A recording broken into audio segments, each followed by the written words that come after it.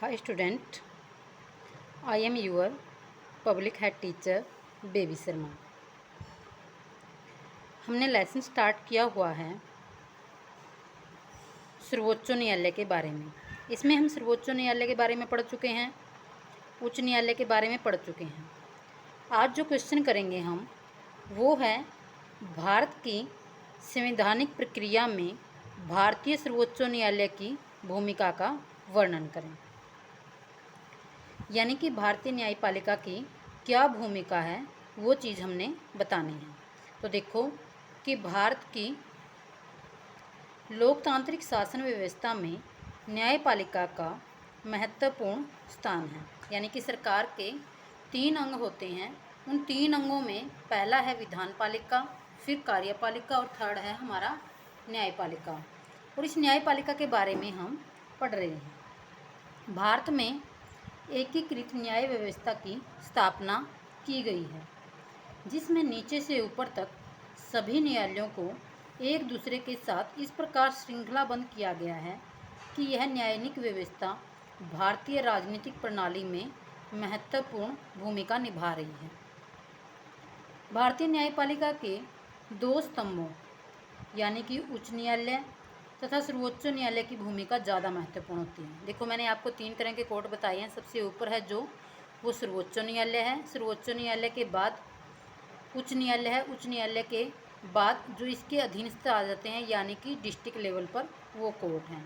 लेकिन उच्च न्यायालय और सर्वोच्च न्यायालय ज़्यादा महत्वपूर्ण भूमिका निभाते हैं और उसमें से भी सर्वोच्च न्यायालय की भूमिका ज़्यादा महत्वपूर्ण होती है, क्योंकि उच्च न्यायालय के निर्णय के खिलाफ हम सर्वोच्च न्यायालय में अपील कर सकते हैं। ये एग्जाम्पल मैं कई बार आपको दे चुकी हूँ कि जैसे उच्च न्यायालय में हमने मुकदमा डाला हुआ है कोई और वहाँ सेटिस्फेक्शन नहीं हो पा रहा है, तो फिर हम सर्वोच्च न्यायालय में अपील कर सकते हैं। क्योंकि कुछ तरह के ऐसे मुकदमे होते हैं कि उच्च न्यायालय भी ये कह सकता है कि आप सर्वोच्च न्यायालय में अपील करें, और सर्वोच्च न्यायालय से ऊपर कोई भी न्यायालय नहीं होता, यानी कि सर्वोच्च न्यायालय का फैसला अंतिम माना जाता है। अतः सर्वोच्च न्यायालय पूरे देश की सर्वोच्च न्यायिक संस्था है। संविधान के लागू होने से लेकर अब तक भारतीय न्यायपालिका ने जो भूमिका भारतीय राजनीतिक व्यवस्था को स्थापित करने में निभाई है उसका वर्णन निम्न तथ्यों द्वारा किया जा सकता है। फर्स्ट है संविधान के रक्षक के रूप में, यानी कि जो सर्वोच्च न्यायालय है वो संविधान का रक्षक है। जो संविधान में नियम बनाए हैं, रूल रेगुलेशन हैं, उन सब की रक्षा सर्वोच्च न्यायालय करता है। कि जब जब भारत में संविधान के साथ कार्यपालिका, विधानपालिका या किसी सरकार ने गैर संवैधानिक तरीके से छेड़छाड़ करने की कोशिश की है, तब तब सर्वोच्च न्यायालय ने उन कानूनों व आदेशों को निरस्त करके भारतीय संविधान की रक्षा की है। यानी कि जो भारत का संविधान है इससे ऊपर न कोई संस्था है, न कोई निगम है, न कोई व्यक्ति है। तो जब भी इसके साथ किसी भी प्रकार की छेड़खानी की गई है तो सर्वोच्च न्यायालय ने हमेशा इसकी रक्षा की है। इसके निर्णयों के विरुद्ध कहीं भी अपील नहीं की जा सकती है। सर्वोच्च न्यायालय द्वारा घोषित कानून सभी न्यायालयों पर अनिवार्य रूप से लागू होते हैं। इस प्रकार यह अपनी न्यायिक पुनर्निरीक्षण की शक्ति के द्वारा गैर संवैधानिक कानूनों को निरस्त करके संविधान के रक्षक के रूप में कार्य करता है, तो ये संविधान की रक्षा करता है। सेकंड है संविधान के अंतिम व्याख्याता के रूप में भूमिका।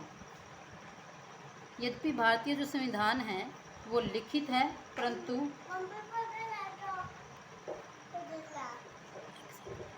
परंतु इसके बावजूद भी कई बार संविधान के किसी उपबंध या भाग को लेकर असमंजस की स्थिति पैदा हो जाती है। और इस भाग या उपबंध का वास्तविक अर्थ क्या है कि ऐसी स्थिति में भारत का सर्वोच्च न्यायालय उस उपबंध की जो भी व्याख्या कर देता है वह अंतिम होती है। ऐसे अनेकों ही मामलों में भारतीय सर्वोच्च न्यायालय ने ऐसी अनेकों व्याख्या की है जिनसे भारतीय संविधान का स्पष्टीकरण हुआ है। थर्ड पॉइंट है हमारा संविधान के विकास के संबंध में भूमिका, यानी कि संविधान का जो विकास है। कई बार न्यायपालिका के सम्मुख कई ऐसे मामले आते हैं जिनके संबंध में संविधान व कानून की किताब में कोई हल नहीं होता। तो ऐसे समय में न्यायाधीश अपने विवेक, ज्ञान व अनुभव के आधार पर निर्णय देते हैं। उनके द्वारा दिए गए निर्णय भविष्य के लिए प्रमाणिक तौर पर दर्ज हो जाते हैं तथा भारतीय संविधान के कानून की किताब का अहम हिस्सा बन जाते हैं, जिससे संविधान का विकास होता है। फोर्थ है हमारा परामर्शदात्री न्यायालय के रूप में भूमिका। भारत का सर्वोच्च न्यायालय एक परामर्शदात्री न्यायालय के तौर पर भी कार्य करता है, यानी कि वो परामर्श देता है। जब जब राष्ट्रपति उससे किसी विषय पर सलाह मांगता है तो वह राष्ट्रपति को सलाह देने का कार्य करता है। अब तक राष्ट्रपति 11 बार सर्वोच्च न्यायालय से सलाह ले चुके हैं तथा मामलों को हल करने की न्यायालय में सलाह महत्वपूर्ण भूमिका निभाई है, यानी कि परामर्श के रूप में भी ये कार्य करता है और उसका विकास करता है, संविधान का, उसकी रक्षा करता है, उसकी अंतिम व्याख्या तक। ये सारे के सारे पॉइंट मैंने आपको बिल्कुल डीपली मैं आपको समझा चुकी हूँ, तो आप इसको अच्छे से समझ भी चुके होंगे क्योंकि ये पॉइंट पहले ही आ चुके हैं।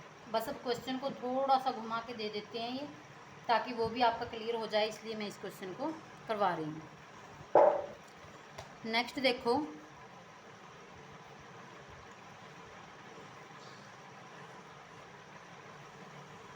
मौलिक अधिकारों के रक्षक के रूप में भूमिका। कि भारत में जब कभी शासकों, सरकार या संस्थाओं के द्वारा नागरिकों के मौलिक अधिकारों का हनन करने का प्रयास किया गया है, तब सर्वोच्च न्यायालय ने संविधान के अनुच्छेद